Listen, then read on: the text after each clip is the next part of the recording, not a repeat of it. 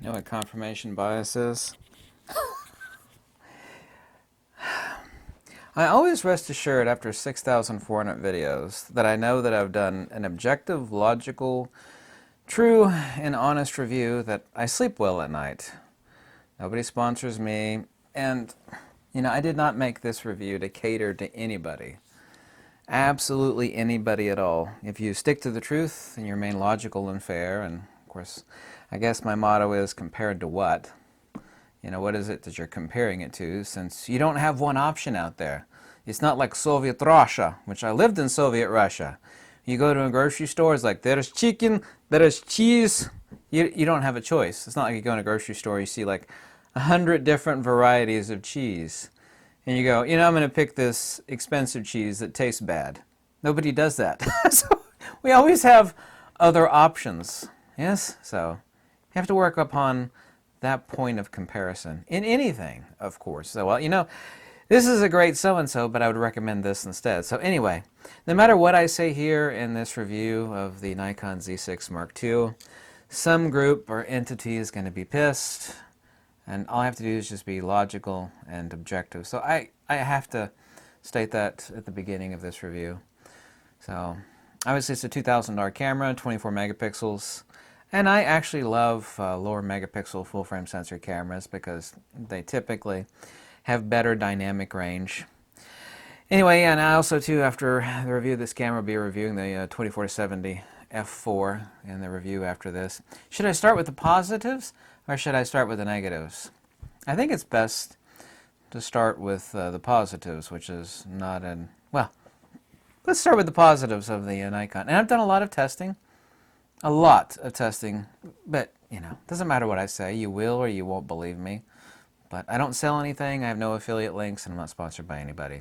The eye autofocus is extremely good. It's actually a lot better than I thought it would be. Obviously, Sony's latest cameras, even though I despise Sony on many countless fronts, which I've illuminated over and over again, their eye autofocus beats everybody's. You have to be logical and objective. So, second best, way better than Canon. Second best after Sony is Nikon's eye autofocus on their Z6 Mark II. It's phenomenal.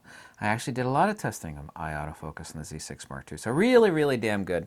I absolutely love the fact, the same as the Nikon Z5, which I recently reviewed, that the menu selectability, and I wish Fujifilm actually had that, is absolutely incredible. For touch, so fast, so wonderful. I would only dream that Fujifilm would have that, and Fujifilm does not have that. I'm just saying that as an aside of one of my favorite cameras of all time is a Fujifilm system. So menu select for touch selection is awesome. Very silent and fast autofocus. I have so far tested 4 Z series lenses. This is of course 24-70 f4. Been out to the skate park. There's been some nice warm weather recently. Get out of this, go back to menus. It's not up to the autofocus speed of like linear drive motors. Nikon and Canon and Sony and Fujifilm all use no less than 6 different types of autofocus mech on their lenses. When you say a camera has fast autofocus, you have to base it upon, what is the speed of the lens that I actually have it attached to. So I know that, unlike a lot of YouTubers, they don't seem to like. They stick a slow lens on a fast camera and they say, well, this camera is slow. It's like, no, you stuck a slow lens on a fast camera. Autofocus is very silent and very fast on this. I tried every variety of autofocus area, spot, and auto tracking. Really, really good. I'm actually incredibly impressed. I actually give that like a 9 out of 10. Maybe like a 9.5 out of 10. Very, very impressive on this.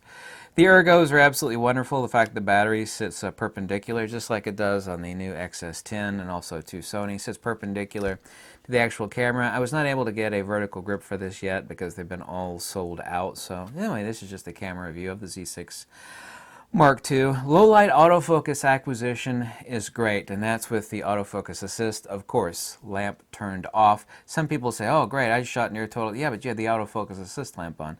So autofocus assist is absolutely great.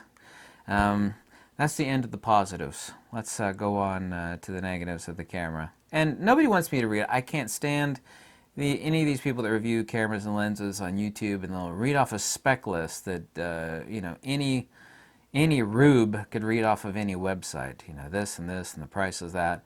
So I'm not going to read off spec lists. I'm going to read off the basis of the fact that I've owned every Nikon digital camera made or used, same, and using it as a basis of comparison relative to what it is, the time frame in which it came out, and its performance relative to its peers, but also to what it is in itself, which is the essa, or the essence of what the camera is, which is an objective, fair, logical way to review this camera or any camera. The rocker wheel on the back is way too small and it is way too stiff. It's like, well, that's just your opinion. No, it is just it's too damn small. With the menu for touch point selection, that makes it less of an issue, but it is way too damn small and it is way too stiff.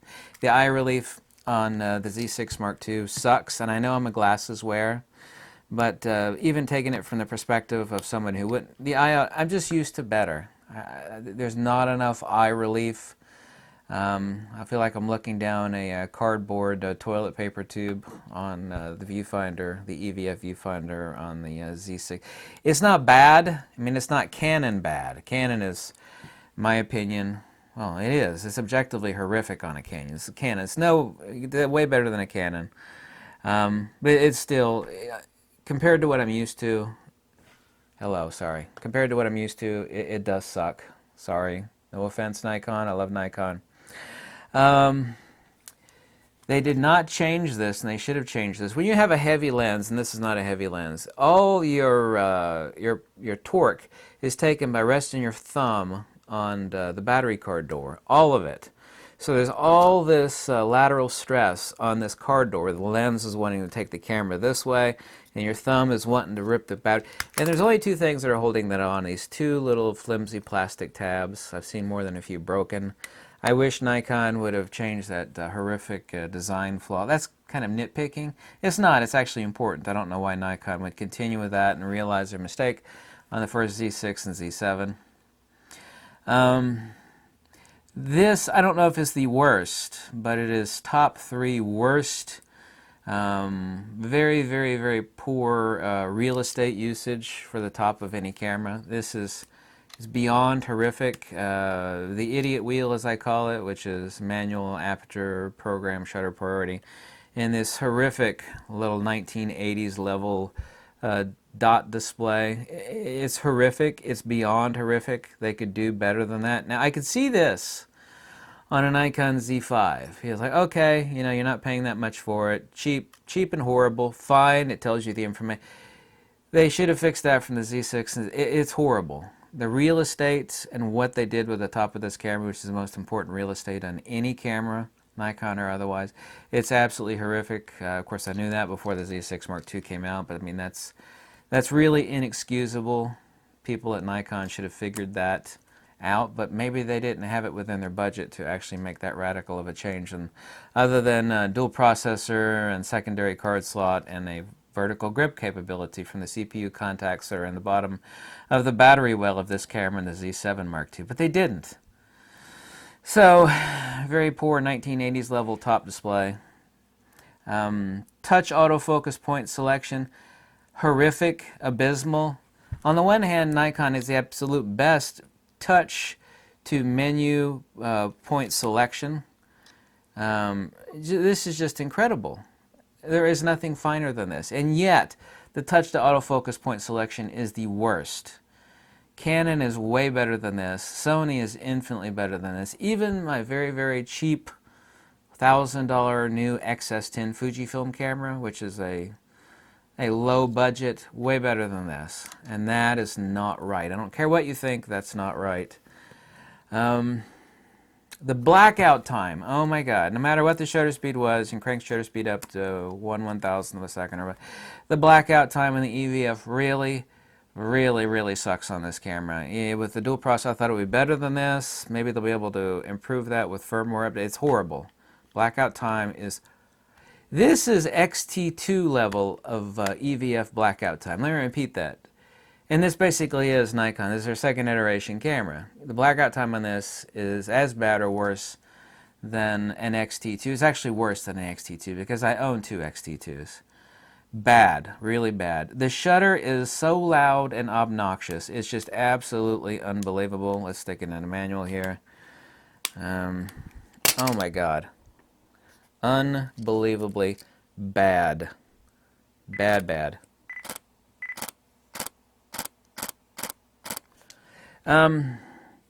Rusty barn doors slamming. Easily, I don't know if it's the worst ever. In recent digital cameras, whether it be from Sony or Nikon or Fujifilm, easily the worst of anything recently produced. Focus peaking, just like that of the Nikon Z5, is bad. It's worse than Sony, and Sony's focus peaking is not good. That means by using an adapter, a cheap adapter on this, and using some old lenses, kind of like I would use this $20 K&F adapter in this old lens with focus peaking on a Fujifilm. Fujifilm has easily the best focus peaking. The focus peaking on this camera is bad, but I knew that wouldn't have changed between this and the Nikon Z5, so I was expecting that to be the case. Low light, high ISO noise performance. It was really good, but not that great. I was actually expecting better. But I mean, it's the same sensor as in the Nikon Z6, BSI 24 megapixel. Autofocus is damn fast, and tracking is very good. I still get a higher hit rate in shooting the skateboarders with my Nikon D850 than this Z6 Mark II. And that with the D850, that was with the 70 to 200. I was comparing that with the 70 to the 24 to 70 f4 here. I encountered exactly 4 spooky bugs with this camera. One on is not I didn't know how to use the camera. It could not change the control functionality of the true front function buttons, and there are 3 other spooky bugs where the menu system reset once. That was secondary spooky bug. Third spooky bug is that it would not let me change picture type, which is always lossless compressed RAW plus superfine JPEG, and backup mode, which I always use on every camera. There were 4 really weird, really weird spooky bugs with this camera. Maybe they'll fix that with a firmware update, so that's not hardware. At 12 frames per second, that's now lagging compared to other camera offerings. The autofocus tracking is not polished. I'm not saying it's not fast, because going between near and far on this camera, autofocus is really fast, but tracking is not phenomenal. And I'm not the first person on YouTube that's reviewed the Z6 Mark II that has said that specifically, so it's not. It's just not. So there's a long list of negatives on this camera. So what is this camera? What is the essa of what it is by itself? It's a slightly faster Z6 with dual processors, vertical grip, and dual card slots.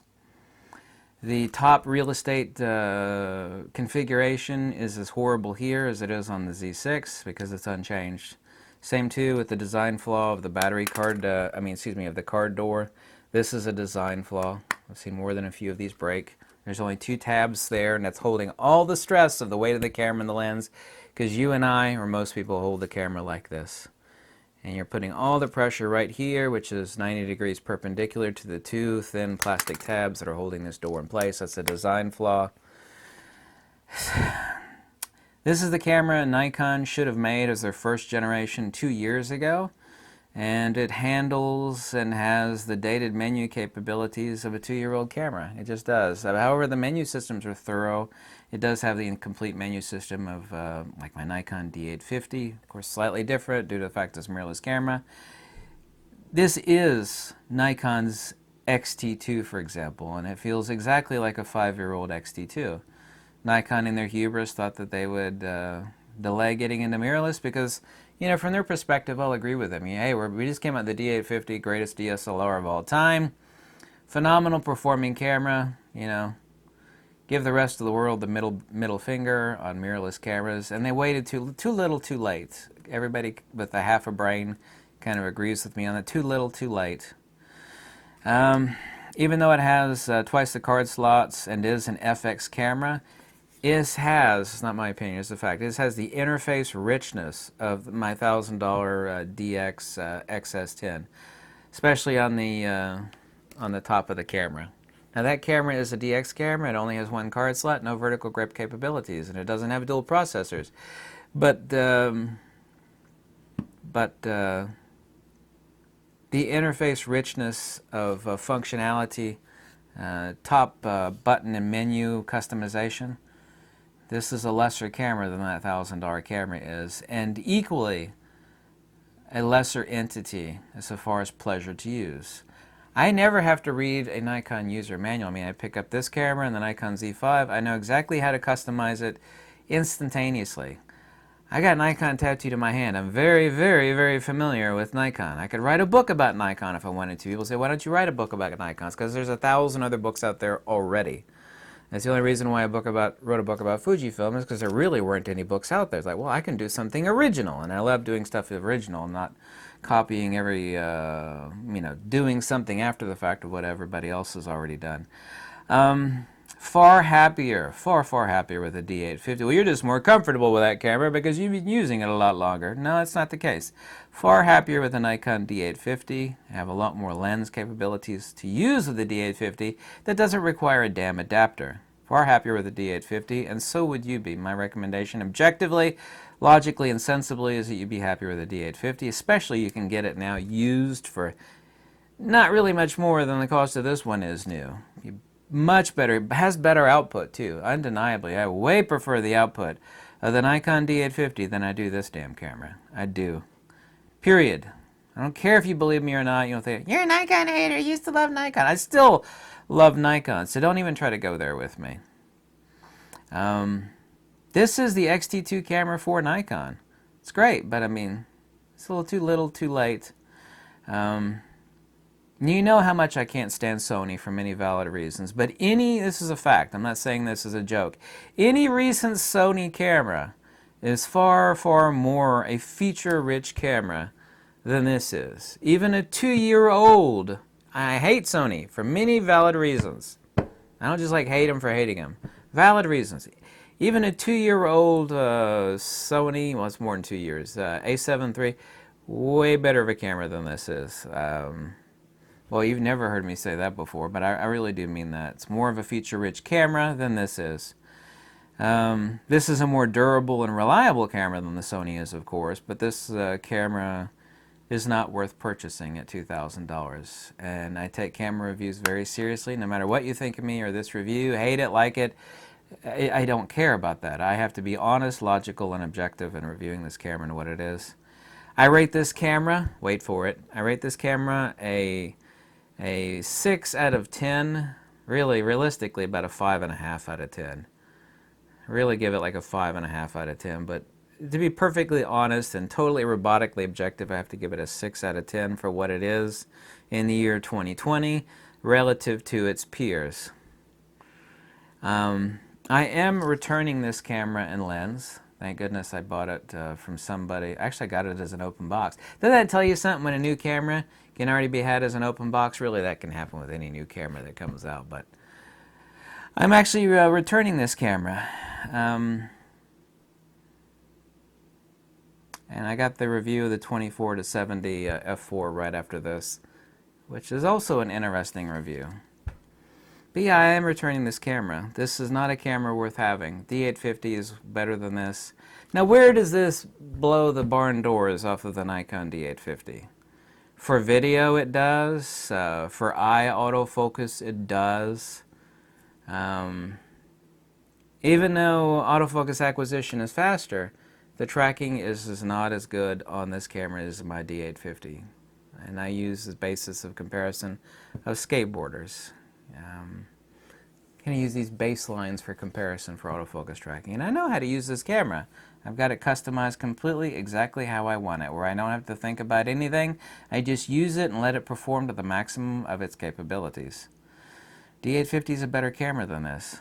I don't like the eye relief. There's a lot of things not to like about this camera. Yeah, this camera is going back. Make sure I clean it up really good before I do. So that's it. I give this camera a 6 out of 10. People, you can hate this review or not, but all you're doing is your own confirmation bias. You know, whatever you think of me, I take camera reviews seriously. I don't sell anything, I don't have any affiliate links, and I don't work for any company. None. Not affiliated with any company. But if you think somebody else that has affiliate links and doesn't understand that larger sensors don't gather more light because exposures per unit area, and other people that are far, far less intelligent know more than I do, well, you can have at it. I sleep well at night tonight after uploading this review because I know it's honest, fair, and objective no matter what anybody thinks, whether they like this video or don't like it. You lay it out truthfully, and that's all that matters. You just walk away. Thank you so much for watching, and I hope you have a lovely time. Goodbye.